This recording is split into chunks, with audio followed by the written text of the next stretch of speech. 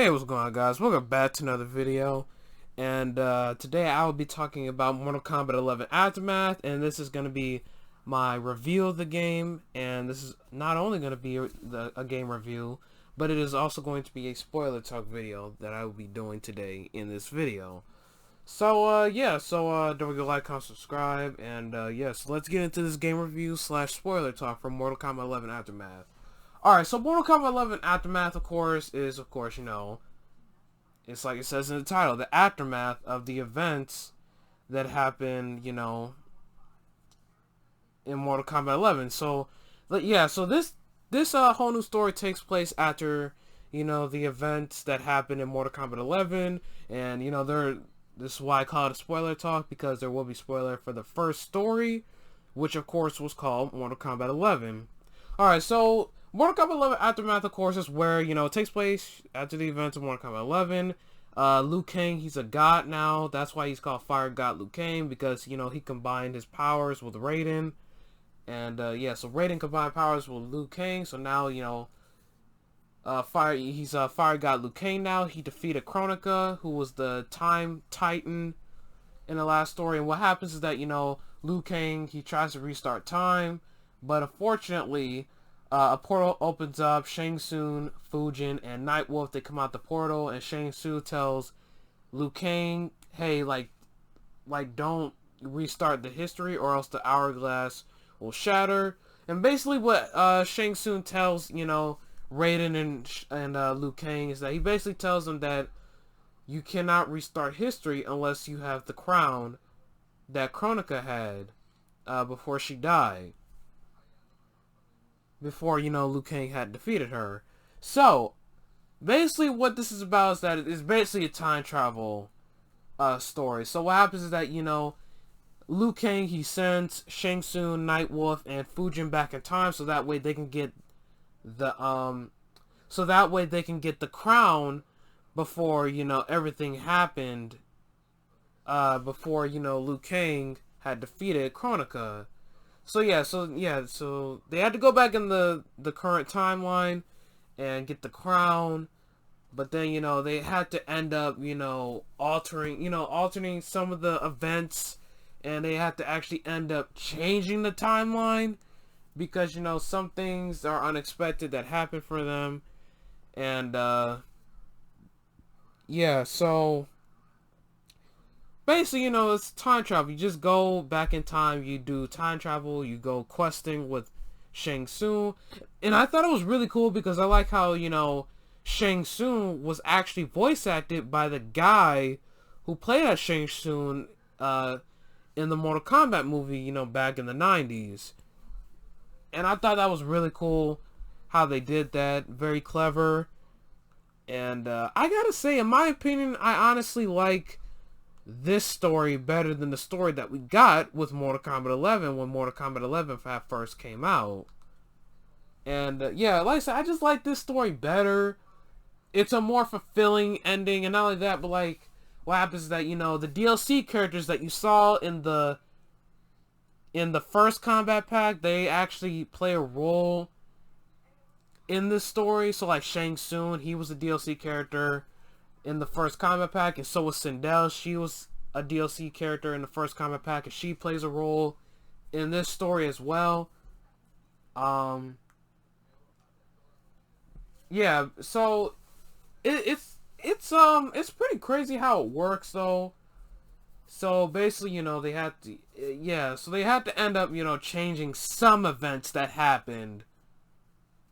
And what actually happens is that, you know, they actually have to resurrect, or they actually have to get, you know, Sindel's Revenant, because you know every character that had died, you know how they get Revenants. So what they have to do is that they have to defeat Sindel's Revenant, capture the Revenant's body, and what they have to do is that what they're trying to do is that they're trying to resurrect Sindel. And they actually succeed in doing that, and they needed the help of Shiva to get them to the Soul Chamber. And then, you know, you had to fight, you know, Kodo Khan as Shiva. Now, Shiva, she was actually in the Mortal Kombat 11 story, but she just wasn't, you know, a playable character back then. But now she is a playable character because now you know, she's part of this Aftermath DLC pack. And yeah, so with the help of, you know, Shiva, Fujin, Shang Tsung, and Nightwolf, they actually end up succeeding in resurrecting Sindel. So Sindel, she comes back to life, you know. Katana, because, you know, it literally takes place right after Katana had defeated Shao Kahn in the Mortal Kombat 11 story. And what happens is that Katana, you know, she like finds them. She's like, oh, she's back. She was like, and then she says like, I want to feel joy, but it's just that it's a lot going on right now. So that's basically how Katana was feeling at that moment when she saw her mother was resurrected. And then it's totally unexpected, but what happens is that Sindel, she actually ends up betraying Katana. She actually frees Shao Kahn, and that was another thing too. I literally thought that Katana had killed Shao Kahn. I thought she killed him in the Mortal Kombat 11 story, but it turns out she just, you know, ended up, you know, just blinding him. Like, that's all she ended up doing. So what happens is that Sindel, she ends up betraying Katana, and she also ends up betraying Shiva, so she has to take Shiva down. She lies to Shiva's army and soldiers, saying that Katana had betrayed Shiva, and she killed, you know, those other two soldiers that were there that were guarding Shao Kahn and literally trying to kill him. So she ended up lying to them. And then technically she made it turn out, you know, to them that Katana was actually the bad guy, but actually Sindel is actually the, you know, the villain here who lied to them. So then what happens is that, you know, she ends up freeing Shao Kahn. She takes him to the Soul Chamber, which is the exact same place where she was resurrected at. So she ends up taking him to the Soul Chamber, and Shao Kahn, he ends up, you know, getting his wounds healed. They take down, the two of them take down Garrus, and I guess he actually does end up dying, apparently, because he doesn't come back for the rest of the Aftermath story. So what happens is that, you know, it's just really crazy how everything just, it basically, the heroes basically lose. I mean that's basically the only way of putting it. Like, they basically lose because, like I said, Johnny Cage and Cassie Cage and Sonya Blade, they end up getting taken down by Sindel and Shao Kahn, and their armies were getting killed by Sindel and Shao Kahn and their army. So Sindel and Shao Kahn's armies were killing, you know, Johnny Cage and Cassie Cage's and Sonya Blade's army. So they were killing their army, and they were, so basically the only people who were like, who already had like set sail were Jackie Briggs and Jax Briggs and who else? And Shang Tsung, Fujin, Raiden, and Nightwolf, and all of them. So what happens is that, you know, a final battle does happen, but it turns out, but it like, it's a totally completely different, you know, outcome of how it happens. So like, the final battle is totally different. So what happens is that, you know, oh, that was another thing I didn't get to. Rewind, hold on. Rewind. Rewind. So basically what happens is that Fujin and Nightwolf and Shang Tsung, they have the crown. And what happens is that Kronika, she actually ends up, you know, paying them a visit. And what happens is that Kronika, she almost kills all of them, but Fujin, he actually wields the crown. And he, you know, completely kind of like defeats Kronika for a second just to make her retreat. And then, you know, that whole final battle happens. But yeah, what happens is that, you know, Fujin, he actually ends up wielding the crown again at the final battle. And, you know, they completely try to get to Kronika by having, you know, their armies fight each other. And And yeah, so it was totally different. It was actually kind of different though how they did it. So what happens is that, you know, Sindel and Shao Kahn, they actually end up defeating Katana. They end up, you know, defeating the past Liu Kang. And like I said, Shao Kahn, he literally just smashes the past Liu Kang's legs. And that means, you know, the Revenant Liu Kang was still alive because that was back in the past.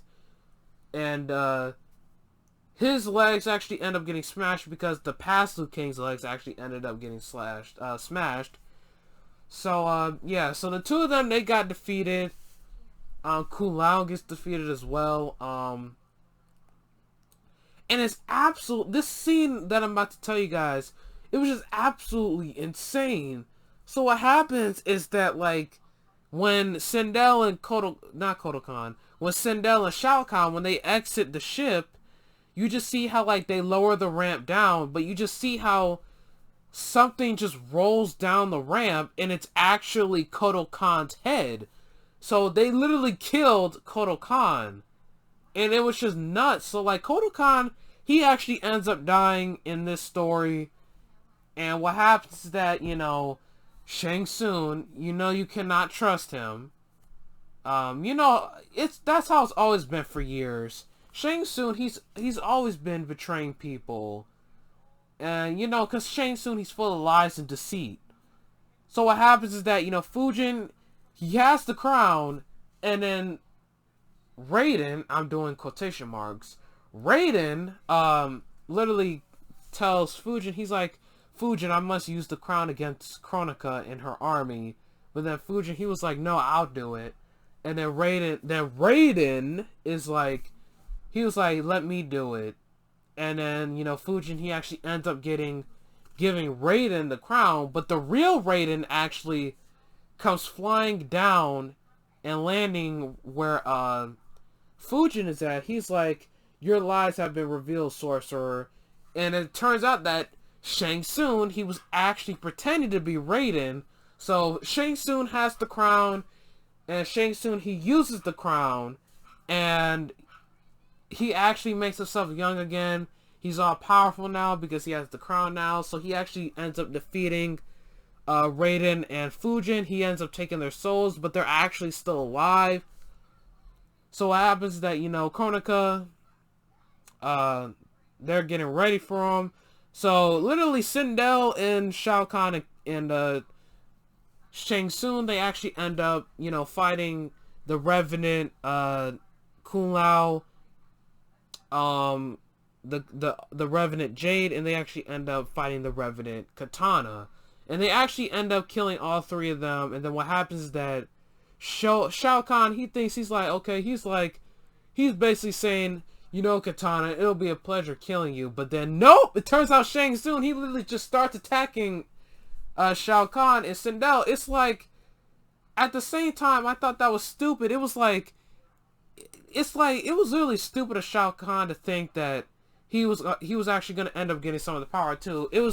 I literally said this. I was like, it was like, really? It's like, did you really think Shang Tsung was going to let you share the power? It's like, no, Shang Tsung, he wants to rule and conquer all the realms. So it's like, no, he's not going to let you share any of the power. So actually what happens is that you play as Shang Tsung for the last chapter, and he actually ends up killing Shao Kahn and Sindel. He actually ends up taking their souls. Then he has to fight Kronika. Then he actually ends up defeating Kronika and killing her. He absorbs her power. And he actually has literally everyone's power, and including Kronika's power. So technically, he has the power of time. Like, he's the keeper of time. And he has the crown.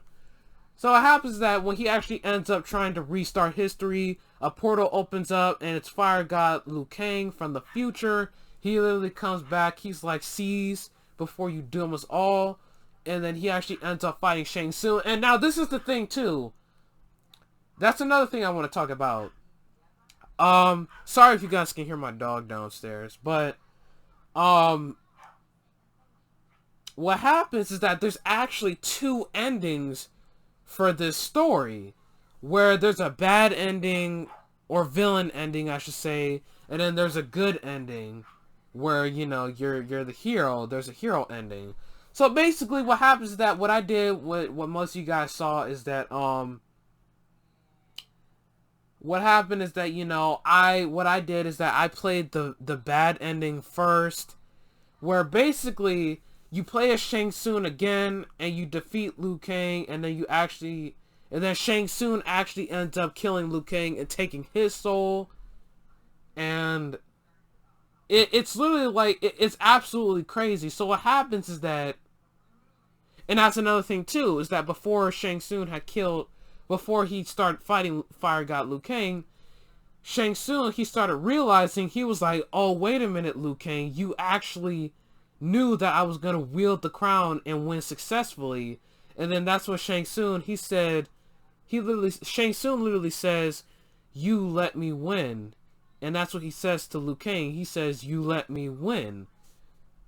And, you know, then actually, you know, after that, you know, Shang Tsung, he actually ends up killing Liu Kang and stealing his soul. And then what happens is that Shang Tsung, he actually wins, and he actually, in this ending, Shang Tsung actually wins, and he actually restarts his own history. And what happens is that he actually has, you know, Fujin and Raiden's souls, and now Fujin and Raiden, they're his servants, and they serve him. And what happens is that Shang Tsung is literally a giant now. Literally a giant in a giant throne. He's literally a giant just sitting down in his giant throne. And he actually ends up taking over all of the realms. Like like that's exactly what happens for this ending. But for the good ending, what happens is that for the good ending, you actually end up playing Fire God Liu Kang, because that's the destiny that you choose. And because they literally get to let you choose of who you want to play as. You could either choose, you can literally choose to either play as Shang Tsung, or you could either choose to play as Fire God Liu Kang. So for this ending, you actually end up getting to play as Fire God Liu Kang. And what happens is that, you know, he actually ends up defeating Shang Tsung, and he actually ends up killing Shang Tsung. And then Fire God Liu Kang, he literally wields the crown. He actually restarts his own era. And that's another thing he told Shang Tsung before he killed Shang Tsung. He told him that his friends will live again in his new era. So that's technically what happens, is that Fire God Liu Kang, he wields the crown, he restarts his new era, and his friends live again in his own new era. And what happens is that he actually chooses the new Kung Lao as his champion. And then he tells Kung Lao, he's like, you are humble, but you're not humble like the Kung Lao I knew. And then the Kung Lao that he's talking to now, he's like, you're the Kung Lao you knew. And then Fire God Liu Kang, he tells him a story for another time. And then he tells the new Kung Lao, he tells him that we have work to do, and that you must be trained. And then Kung Lao asks him, train for what? And then what actually happens is that Fire God Liu Kang, he actually does this, you know, this smile, or smirk, I should say, like a happy smirk. And the game literally just ends there. And honestly, I like the good ending better than the actual ending that we got when we first got Mortal Kombat 11. But yeah. But in the Mortal Kombat 11, it was definitely. But you know, in the Mortal Kombat 11 Aftermath, it was a really, you know, great DLC story. It was very surprising how they did this expansion pack and how they came out with this new story, because none of us expected them to do that. I gotta say, NetherRealm Studios and Warner Brothers, I gotta say, you guys did a good job with this game. You guys did a good job with both stories. And I just truly liked the ending with Fire God Liu Kang. Like I said, the good ending was truly the best ending. It was like the most fulfilling ending, I will put it.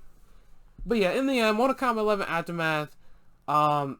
Even though I would have bought this at $20, but you know, I was like, you know what, let me just go ahead and just get it. So in the end, like I said, it's still a great DLC pack. It comes with 3 great characters. They have a very great combo set. They were very smooth. Like I said, and of course those 3 new characters were Shiva, Fujin, and RoboCop. But like I said, RoboCop, I really don't. I just don't like playing as the cyborgs in Mortal Kombat 11. Like, I have a difficult time playing as the cyborgs in Mortal Kombat 11. So yeah. So yeah. But in the end, it was still a great DLC pack, and it came with 3 great characters. Um, like I said, like I said, they had a good. Like I said, Fujin had a really good combo set, and so did Shiva. Like I said, Shiva and Fujin, they had a very great combo set. I like the way how they fight in this game. But yeah, like I said, Mortal Kombat 11 is a great time. I will probably buy it at sale price, but I will honestly give this game. I will honestly give Mortal Kombat 11 Aftermath a 10 out of 10. But anyways, guys, Mortal Kombat 11 Aftermath. Have you guys played it? What you guys think about it? Leave it down in the comment section below. And if you enjoyed this video, give it a like. And don't forget to like, comment, subscribe. And I'll see you guys in the next video. Alright, see you guys, and peace out. Oh, wait. Sorry about that, guys. Alright, hold on. Alright, but anyways, guys, see you guys, and peace out.